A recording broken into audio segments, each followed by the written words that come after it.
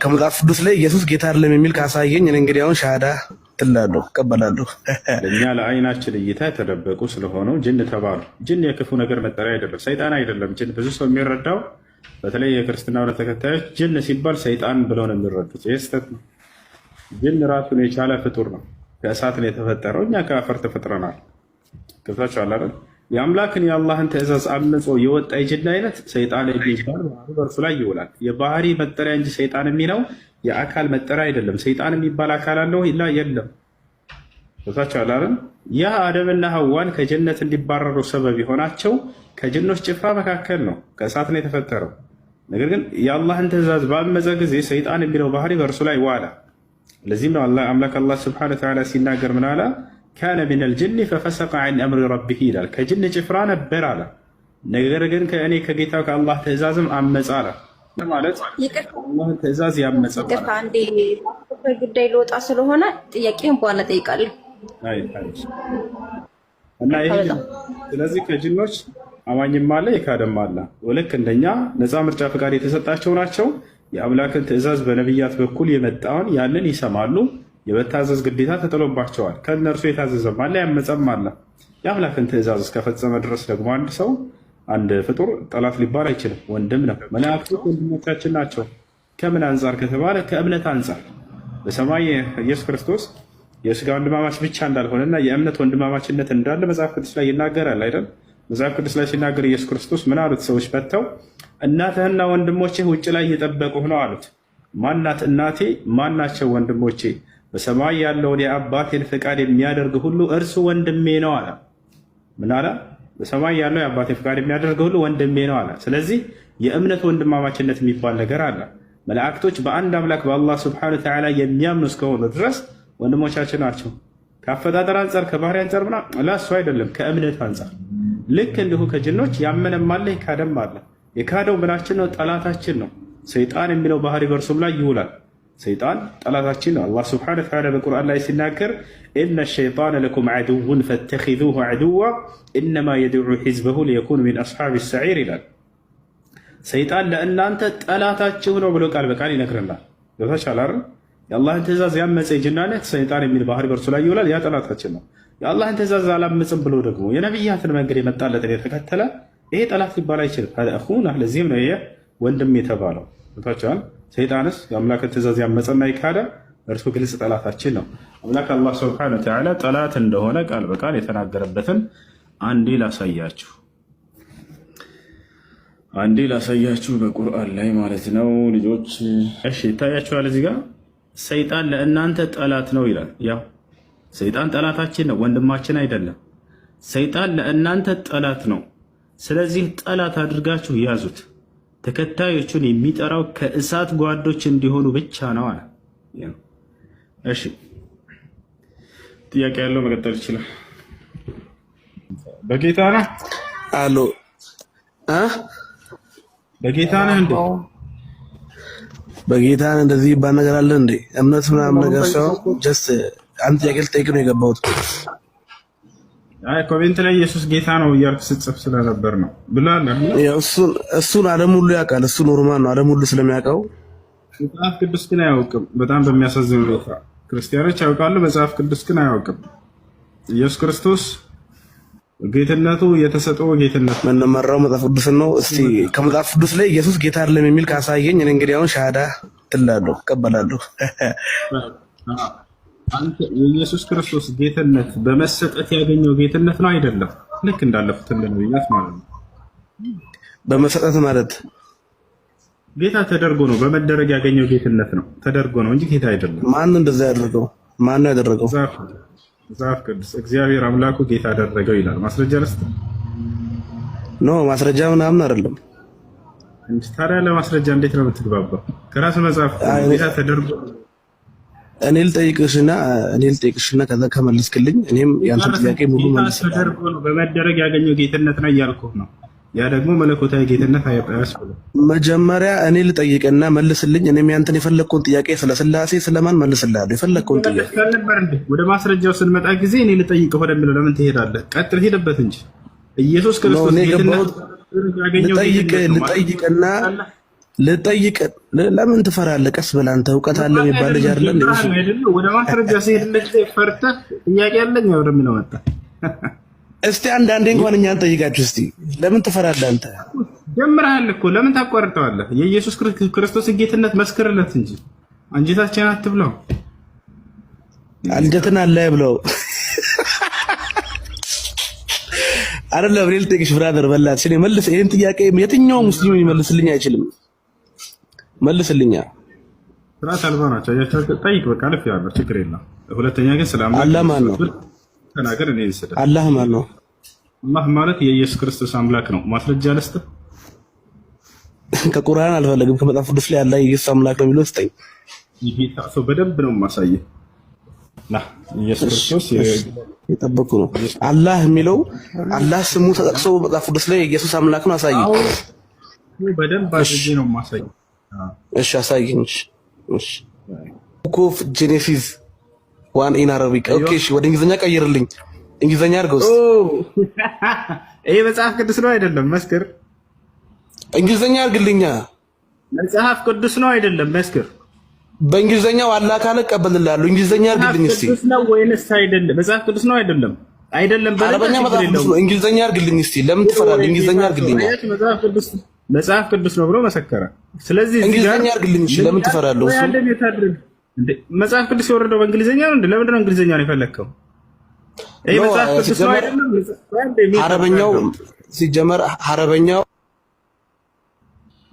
ጦጣ አያችሁት አይደለ? መጽሐፍ ቅዱስ ነው አይደለም? በደንብ አድርጎ መጽሐፍ ቅዱስ መሆኑን መሰከረ። እዚህ ጋር ምን ይላል? አምላክን አላህ ብሎ ነው የሚጠራው። ምን ትላለህ? ይሄ ጌታ ሰው እንግሊዘኛ አድርግልኝ እሺ። ለምን አታደርገውም? እንግሊዘኛ አላህ ካለ እሺ አምናለሁ። እንግሊዘኛ አድርግልኝ። እንግሊዘኛ ለምን እንደፈለክ? በእንግሊዘኛ ነው እንደወረደው መጽሐፍ ቅዱስ። አረበኛ ሲጀመር አረበኛ መጽሐፍ ቅዱስ ሲጀመር አላህ እንደሚል አውቃለሁ። እንግሊዘኛ አላህ ካለ እቀበልልሃለሁ። እስቲ እንግሊዘኛ አድርግልኝ። እሱን ነው የምንፈልገው። ስለዚህ በአረበኛ መጽሐፍ ቅዱስ ላይ አምላክን አላህ ብሎ ነው የሚጠራው። ስለዚህ አምላክ አይደለም እዚህ ጋር የተገለጸው አምላክ ነው አይደለም? እንግሊዘኛ አድርግልኝ እስቲ። እሱ እንግሊዘኛ አድርገውና በእንግሊዘኛ ነው አይደለም? እኔ የፈለኩት ቋንቋ የማድረግ አለኝ እኔ ነኝ። ይኸውልህ አንተ ይሄ የአረብ ክርስቲያን የለም አናምንበትም እዚህ ጋር ያለውን አላህ የሚለውን ካልከኝ ችግር የለውም፣ ወደ ቀጣይ መሄድ እንችላለን። እዚህ ጋር የተጠቀሰው መጽሐፍ ቅዱስ ላይ አምላክን አላህ ብሎ የጠራው መጽሐፍ ቅዱስ መሆኑን መስክርሃል። ይሄ መጽሐፍ ቅዱስ ስህተት ነው ወይንስ አይደለም? ሲጀመር እኔ አረበኛ አላቅም፣ አላህ የበላይ አላቅም። ጄኔሲስ የሚለውን ዘፍጥረትን ግን አይቼዋለሁ።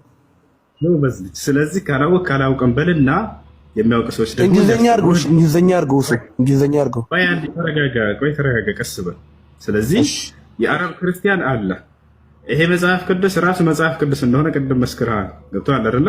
ኦሪት ዘፍጥረት ምዕራፍ 1 ቁጥር 1 ላይ ምን ይላል? ያ ጀማዓ ፊል በድኢ ኸለቀ አላሁ ሰማዋት ወልአርድ ይላል። አረበኛ የሚችል ክርስቲያን ጓደኛ አለህ? የለኝም። በጣም ጥሩ። አረበኛ የምትችሉ ክርስቲያን ካላችሁ አንድ ቁጥር ጻፉልኝ። አረብ ሀገር የምትኖሩ ክርስቲያን ልጆች ካላችሁ ወይም አረበኛ ማንበብ የምትችሉ ካላችሁ አንድ ቁጥርን ጻፉ። እኔ ብነግርህ እየሸወድኩህ እንዳይመስልህ የራስህ ወገን ክርስቲያን እንዲመሰክረው ማለት ነው። ኖ በእንግሊዘኛ አታደርግልኝም? ትራንስሌት አድርግልኝ በእንግሊዘኛ። ያው ተረጋጋ፣ ቀስ በል። አንድ ቁጥር ጻፍ። ሀቢብቲ ይላል። እሺ ክርስቲያን ልጅ ካለች ነይ ግባ። እንዳትዋሹ። ክርስቲያን የሆነ ልጅ አንድ ቁጥር ይጻፍ።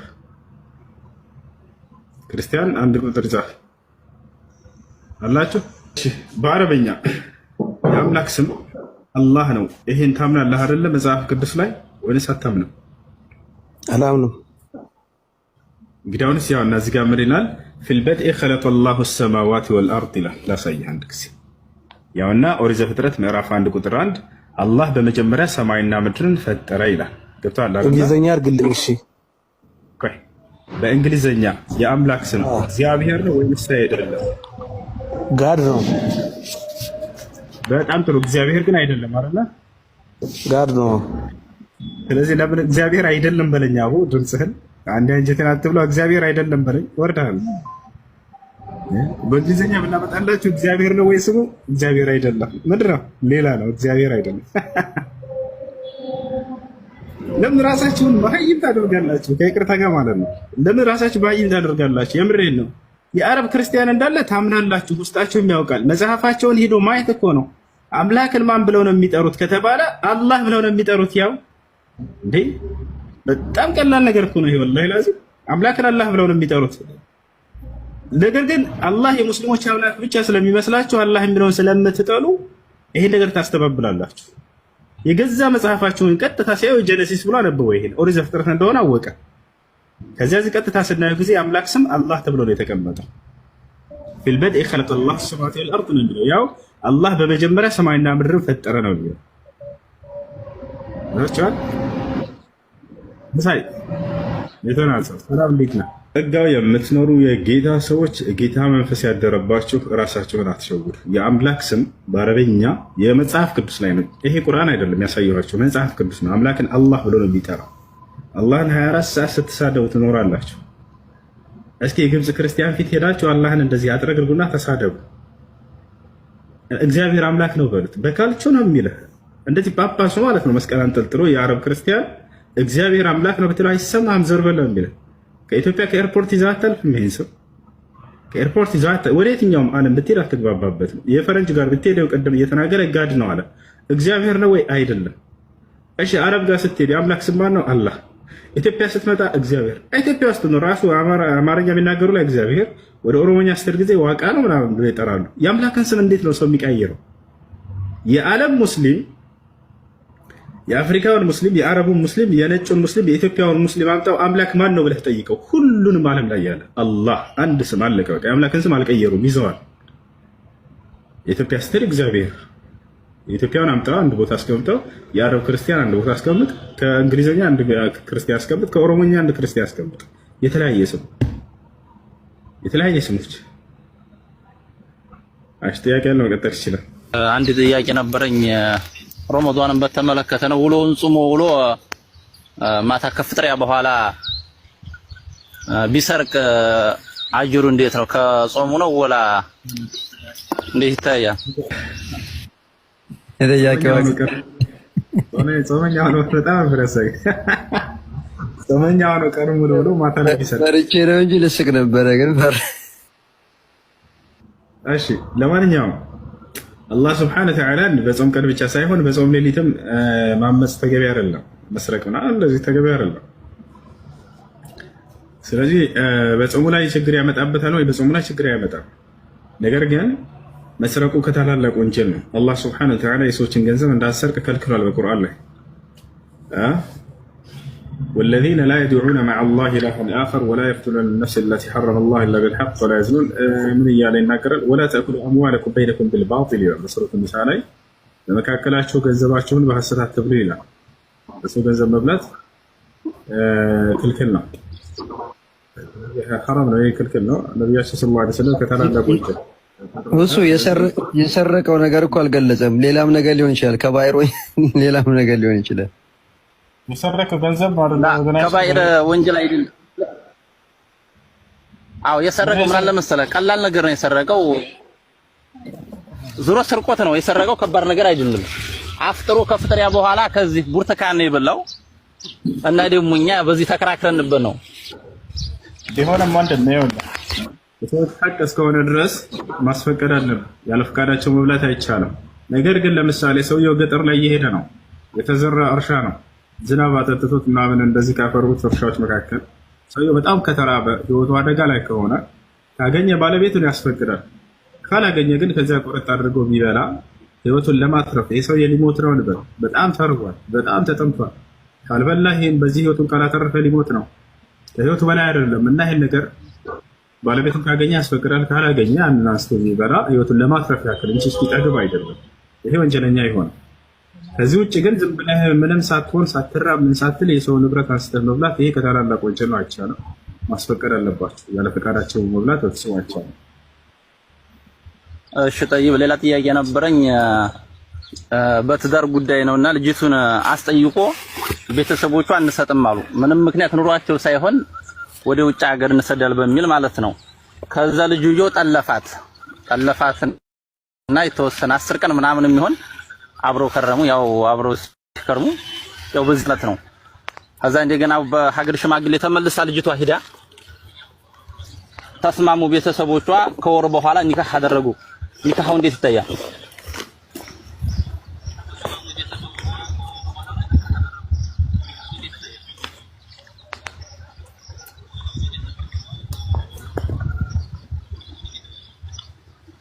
ሚዩት ነህ ሁሴን። እሺ አንድ ሀይድ እስክታይ ድረስ ጠብቆ ከሆነ ኒካሁ ችግር የለውም። ያን አንድ ሀይድ ሳታይ በፊት ከሆነ ኒካሁ የታሰረው ኒካሁ መደገም አለበት። እንዳውም አንዳንድ ዑለሞች 3 ሀይድ ሁሉ ያላሉ ማስረጃ ባይኖረውም በዛ ከተባለ አንድ ሀይድ መጠበቅ ነበረባት። አንድ ሀይድ አይታ ከዚያ በኋላ ከሆነ ኒካሁ የታሰረው ችግር የለውም። ሀይዱን ሳታይ በፊት ከሆነ ግን አይቻልም። ኒካሁ መደገም መታሰር አለበት። طيب እሺ ሌላም ጥያቄ አለኝ እና ደግሞ የሆነ ሰው ቢያንስ ኒካህ ማውረድ ፈልጎ ሳይሆን ሳያስብበት ሚስት አይደለሽም ማለት እንዴት ይታያል? አላሰበበትም በድንገት ማለት ነው። ኒካህ ማውረዱን ፈልጎ አይደለም። ኒካህ ለማውረድ እስካልሆነ ድረስ በዚህ ቃል ያው ወንጀለኛ ኒካሁን አያወርደው። አይዋ طيب የሐፊዝን ሰው አጽም አይበሰብስም እንደዛ ይባላል። እንዴት ነው ጠይቀው ነው እንዴት ነው ምስጥ አይበላውም በሚል ማለት ነው። ስህተት ነው። ባደረገው አሪፍ ነው። እንደሱ አይደለም። የነቢያትን አጽም ነው የነቢያትን ሰውነት ነው አፈር የማይበላው። ነቢያችን ሰለላሁ ዐለይሂ ወሰለም ሲናገሩ ኢነላህ ሐረመ ዐለ አልአርድ አን ተእኩለ አጅሳድ አልአንቢያ ነው። አላህ የነቢያትን ሰውነት መሬት እንዳትበላ እርም አድርጎባታል። የነቢያት ሰውነት አይበሰብስም። ነቢያችን ሰለላሁ ዐለይሂ ወሰለም አሁን ቀብራቸው ተከፍቶ ቢታይ ከዚህ ከአካላችን ተኛ የሚተናነስ አይደለም። አፈር አይበላው አይሸትም ነበር። የሚደንቅ ነው። ነቢያችን ሰለላሁ ዐለይሂ ወሰለም ሞተው ወዲያው አልተቀበሩም። ወደ 2 ቀን እንዲሆን 1 ቀን ከሆነ 2 ቀን እንዲሆን አድረዋል። ነገር ግን አቡበክር ሲዲቅ ረዲየላሁ ዐንሁ ዘግይቶ ነበር። ሲመጣ ጊዜ ሲያያቸው ቁልተ ወረቢ ሐየን ወመይተን ብሎ ገለጻቸው።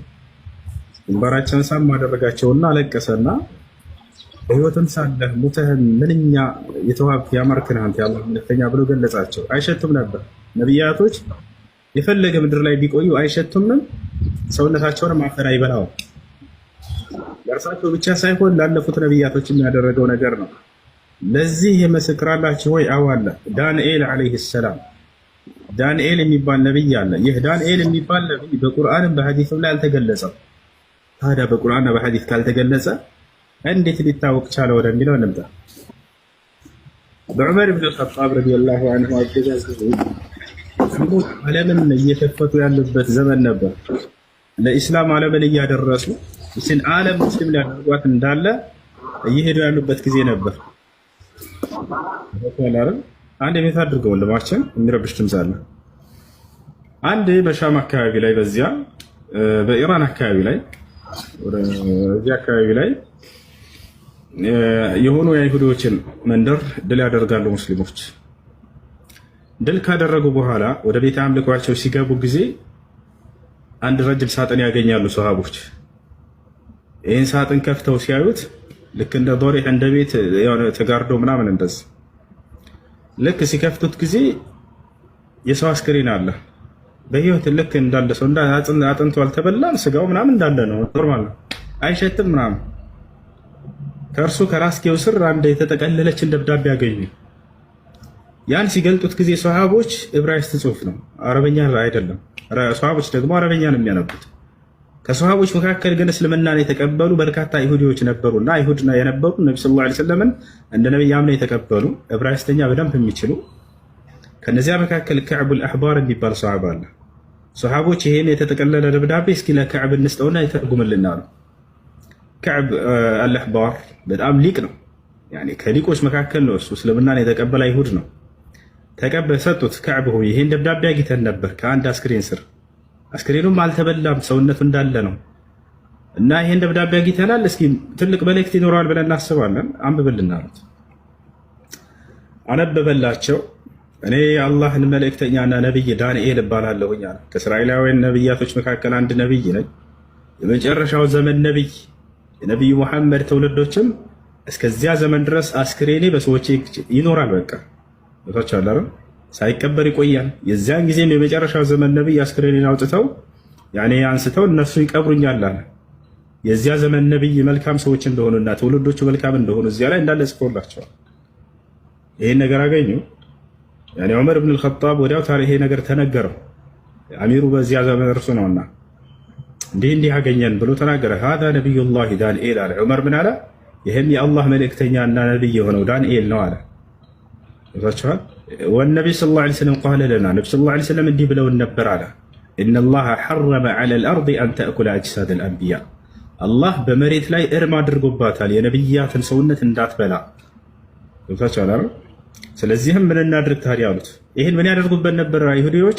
ይህን ታላቅ ነቢይና መልእክተኛ ዳንኤልን ተበሩክ ያደርጉበት ነበር፣ በእርሱ ይባረኩበት ነበር፣ በረከትን ይፈልጉበት ነበር። ድጋሚ ምናልባት ወደዚህ ቦታ መጥተው ድል አድርገው እንዳያገኙት ዑመር ምን አደረገ? ዳግም ወደ ባዕድ አምልኮ እንዳይመለስ ሰው ማለት ነው። ምን አዘዘ? 13 መቃብሮችን ቆፍሩ አለ። ከዚያስ ከመካከላቸው አንደኛው ላይ ቅበሩት፣ ሌሎቹንም እንደ መቃብር አስመስላችሁ ድፈኗቸው አለ። ይህን ለምን እንዳደረገ ሲጠየቅ ጊዜ ዳግም መልሰው እንደገና ይህን አስክሬን እንዳያገኙትና ወደ ባዕድ አምልኮ እንዳይመለሱ አይናዋች ሆኖባቸው ተደብቆባቸው እንዲቀር ነው አለ። ተመልከቱ፣ ሶሐቦች በአላህ ላይ ያላቸው ቅናቻ ከአላህ ውጭ ለሌላ አካል ለባዕድ አምልኮ እንዳይመለክ ሽርክ እንዳይሰራ የሚያደርጉትን ጥረት ተመልከቱ። ዳግም ወደ ባዕድ አምልኮ እንዳይመለሱ ሁለተኛ መጥተው እንዳያገኙትና እንዳይለምኑ ከአላህ ውጭ አንድ ነቢይ ይህን በቃ ደብቁባቸው አለ። ተደብቆ ቀረ፣ በዚያው ማንም ሳያገኘው ቀረ። ይሄ ነው እንዳጠቃላይ የነብያቶችን ሰውነት አስክሬን ማነው አሜሪካ ትበላውም ተብሏል። የሌሎቹን ግን የተባለ የለም። ضعيف حديث አለ የሐፊዞችን አይበላውም የሚል ነገር ግን ሷሂህ አይደለም።